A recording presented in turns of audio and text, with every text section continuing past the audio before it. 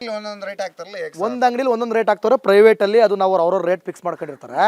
ಆದರೆ ಗೌರ್ಮೆಂಟ್ ಕಡೆಯಿಂದ ಒಂದು ಸೊಸೈಟಿ ಅಂತ ಫಿಕ್ಸ್ ಆಗಿರ್ತದೆ. ನಮ್ಮ ಸೈಡೆಲ್ಲ ಸಿಗ್ತಾ ಇದೆ 1600 1800ಕ್ಕೆಲ್ಲ ಯೂರಿಯಾ, ಪೊಟ್ಯಾಸಿಯಮ್ 20 DAP ಇವೆಲ್ಲ ಗೌರ್ಮೆಂಟ್ ರೇಟಲ್ಲಿ ಸಿಗ್ತದೆ ನಿಮಗೆ. ಬಂದು ಪೊಲೀಸ್ಗೆ ಬಂದು ಒಬ್ರು 100 ಗ್ರಾಮ್ ಪೊಲೀಸ್ಗೆ ಒಂದು ಒಬ್ರು 500 ರೂಪಾಯಿ ಹಾಕ್ತಾರೆ, ಒಬ್ರು 800 ಹಾಕ್ತಾರಲ್ಲ ಹೆಂಗೆ? ಏನು ಪೊಲೀಸ್ ಅಮೌಂಟ್ ಒಂದು ಔಷಧಿ ಬರ್ತದೆ ಸರ್.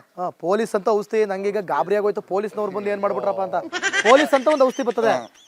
ಒಬ್ರು ಒಂದು ಅಂಗಡಿಲಿ ಅವ್ರ ಹೆಸರು ಹೇಳೋದು ಬೇಡ ಬಿಡಿ ಪರವಾಗಿಲ್ಲ.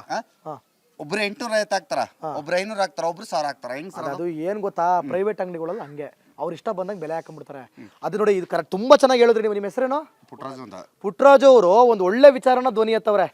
ಈಗ ಇದನ್ನ ಗೌರ್ಮೆಂಟ್ನವ್ರು ವಹಿಸ್ಕೊಂಡ್ರೆ ರೈತರು ಕಾಳಜಿಯಿಂದ ಒಂದು ರೇಟಿಗೆ ಕೊಡ್ಬೋದು. ಇದನ್ನ ಬಿಟ್ಬಿಟ್ಟವ್ರೆ ಗೌರ್ಮೆಂಟ್ ಅವರ ಕಾಳಜಿನ ತಗೊಳ್ಳೋದನ್ನ ಬಿಟ್ಬಿಟ್ಟವ್ರೆ. ರೈತರು ಅಂತಂದ್ರೆ ಒಂದು ಚೂರು ಕಾಳಜಿ ಇಲ್ಲ.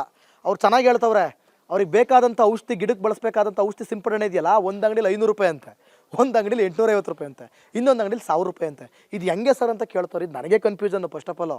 ಆದರೆ ಇದನ್ನು ನೀಟಾಗಿ ಗೌರ್ಮೆಂಟ್ನವ್ರು ವಹಿಸ್ಕೊಂಡ್ರೆ ಈ ಪ್ರಾಬ್ಲಮೇ ಇರಲ್ಲ. ಗೊಬ್ಬರನೂ ಅಷ್ಟೇ. ಸರಿ, ಈಗ ನೀವು ಹೇಳಿರೋದನ್ನ ನಾವು ಗಮನಕ್ಕೆ ತಗೊಬಂದಿದ್ದೀವಿ. ಈಗ ಅಲ್ಲಿ ನಾವು ಹೇಳ್ತಾ ಇದ್ದೀವಿ, ಆಯ್ತಾ? ಇದನ್ನು ಪಂಚಾಯತಿಗೂ ಬರಲ್ಲ, ಇದನ್ನು MLAಗೂ ಬರಲ್ಲ. ಇದು ರಾಜ್ಯ ಸರ್ಕಾರದವರೇ, ಮಾನ್ಯ ಮುಖ್ಯಮಂತ್ರಿ DK ಶಿವಕುಮಾರ್ ಅವರೇ, ಕೇಂದ್ರ ಸರ್ಕಾರನೇ ಇದಕ್ಕೆ ಏನಾದರೂ ಒಂದು ದಾರಿ ಮಾಡಬೇಕು. ಸರಿಯಾದ ರೀತಿಯಲ್ಲಿ ಪ್ರತಿಯೊಂದು ಗ್ರಾಮದಲ್ಲೂ ಕೂಡ ಕೃಷಿ ಇಲಾಖೆಯಲ್ಲಿ ಯಾವ್ದಾದ್ರು ಒಂದು ಒಬ್ಬ ರೈತರನ್ನ ನಾವು ಅಂತ ಹೇಳಿದ್ರಲ್ಲ ಸರ್, ಇನ್ನೊಬ್ಬ ಪ್ರತಿಯೊಂದು ಗ್ರಾಮಕ್ಕೆ ಹೋಗಿ ಇದು ಮಾಡ್ಕೊಂಡು ಇದು ಮಾಡಿ. ಈಗ ಒಂದು ಹೋಬಳಿ ಲೆವೆಲಲ್ಲಿ ಮಾಡ್ತಿದ್ದೀವಿ ನಾವು, ತಾಲೂಕು ಲೆವೆಲ್, ಹೋಬಳಿ ಲೆವೆಲಲ್ಲಿ ಮಾಡ್ತಿದ್ದೀವಿ. ಎಲ್ಲ ಗ್ರಾಮಕ್ಕೂ ಹೋಗ್ಬೇಕು ಅಂತಂದರೆ ಮತ್ತೆ ಅದು ಎಲ್ಲ ಗ್ರಾಮದವರು ಸೇರಿ ಒಂದು ಕಾರ್ಯಕ್ರಮ ಮಾಡ್ತೀವಿ ನಾವು. ಯಾಕಂದರೆ ನಿಮಗಿರೋ ಸಮಸ್ಯೆನೇ ಅವ್ರಿಗೂ ಇರೋದು, ಅಕ್ಕಪಕ್ಕ ಎಲ್ಲರಿಗೂ. ರೈತರಿಗಿರೋ ಸಮಸ್ಯೆ ಯಾರಿಗಿಲ್ಲ ಸರ್. ಖಂಡಿತ ಅಣ್ಣ, ನಿಜವಾಗ್ಲೂ 100ಕ್ಕೆ 100 ಹೇಳ್ತೀನಿ. ನಾನು ಒಬ್ಬ ರೈತ, ಆಯ್ತಾ? ರೈತರಿಗಿರೋ ಸಮಸ್ಯೆ ಇನ್ ಯಾರಿಗೂ ಇಲ್ಲ.